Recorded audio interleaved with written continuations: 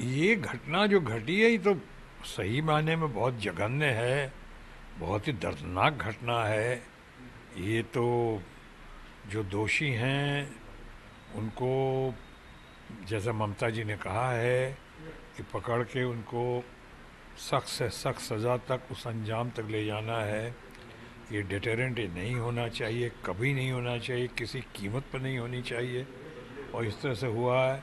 ये सारे आप मेडिकल प्रोफेशंस को, सारे लोगों को आप एक डर का माहौल उनके सामने पेश कर देते हैं अगर ऐसा होता है तो, जो हुआ है पूरे देश में। लेकिन एक साथ साथ ये भी कहना चाहूँगा, एक तरफ इंक्वायरी चल रही है और हमें लगता है कि ये मैटर इसके लॉजिकल कंक्लूजन तक आ जाएगा अभी शनिवार रविवार तक।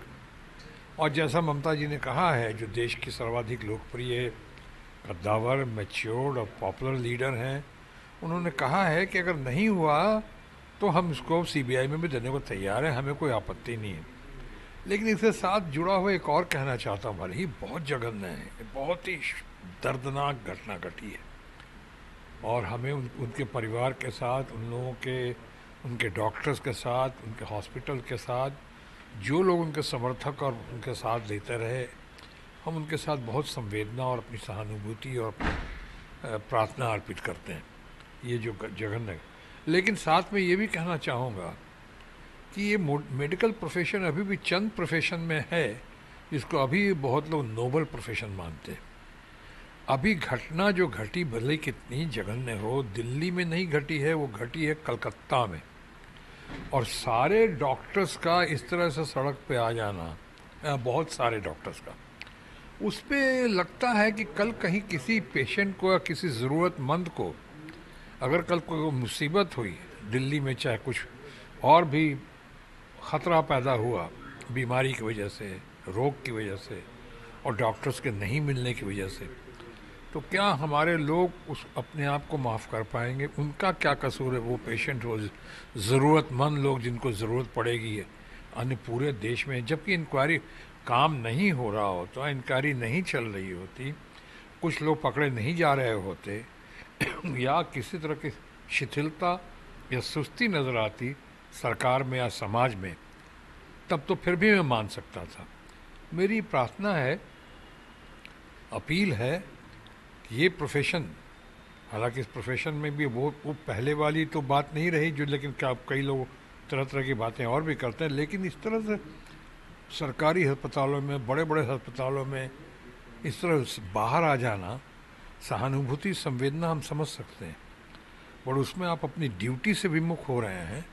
मैं अपील करना चाहूँगा कि इसको रिकन्सिडर करें, ऐसा ना हो। और दूसरा, मैं बंगाल की सरकार से, एक तो उनकी तत्परता के लिए उनको मैं उनकी सराहना करता हूँ, लेकिन साथ साथ प्रार्थना भी करता हूँ कि जल्द से जल्द ये, एक तो घटना ऐसी नहीं घटनी चाहिए, और जो घटना घटी है ये बहुत बड़ी घटना, क्या बोलूँ, ऐसी दुर्घटना है, इसकी जल्द से जल्द जांच पड़ताल करके केस को सॉलिड करते हुए इसको लॉजिकल कंक्लूजन ले जाएं, ताकि जो दोषी है और जो पकड़े गए हैं उनको इंक्वायरी के बाद वो सज़ा मिले जो कि बाकी लोग ऐसा करने से पहले, सोचने से भी पहले थर्रा जाए। बीजेपी इसको सरकारी हत्या बता रही है। बीजेपी का तो खैर काम ही है आजकल इन दोनों, किसी चीज़ में भी पॉलिटिक्स, हर चीज़ में पॉलिटिक्स है। कोई पॉलिटिक्स करने की बात है क्या?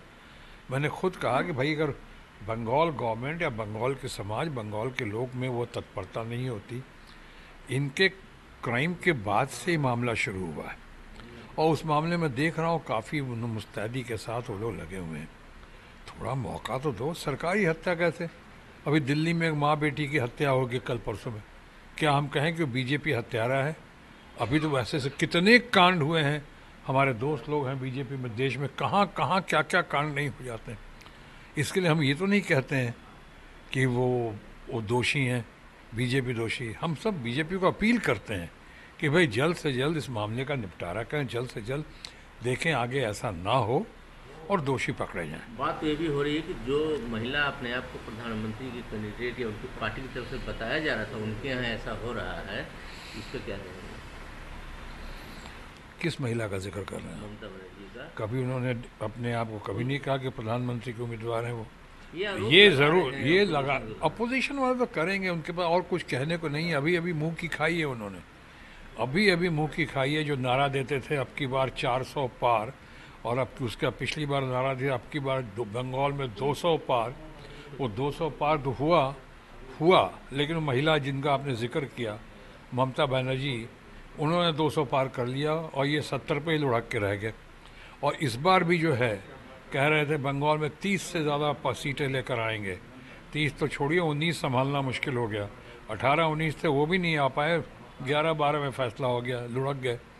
तो अब अपने फ्रस्ट्रेशन में, डेस्परेशन में अगर ऐसी बातें करते हैं, ऐसा नहीं कि प्रधानमंत्री बनने के काबिल नहीं है ममता जी। ममता जी ट्राइड, टेस्टेड, सक्सेसफुल हैं। ममता जी बहुत दमदार हैं, बहुत शानदार हैं, बहुत कमिटेड हैं। उनके अंदर स्ट्रगल, सेंस ऑफ स्ट्रगल है, उनके अंदर अचीवमेंट्स हैं। वो अपना का जो कहती हैं तो कमिटमेंट, डिटर्मिनेशन के साथ करती हैं। उनके अंदर कॉन्फिडेंस है और वो अपने सारे लोगों को सही मायनों में सबको एक साथ सर्व धर्म समभाव के साथ ले चलने की उनके अंदर क्षमता है, मादा है। बन सकती हैं, लेकिन उन्होंने कभी अपने को दावा नहीं किया है ऐसा। वो सब फैसला तो होगा, ऑपोजिशन, इंडिया ब्लॉक सब मिलकर करेंगे। न्यूज नेशन अब व्हाट्सएप पर खबरों के ताजा अपडेट के लिए न्यूज नेशन के इस क्यूआर कोड को स्कैन करें।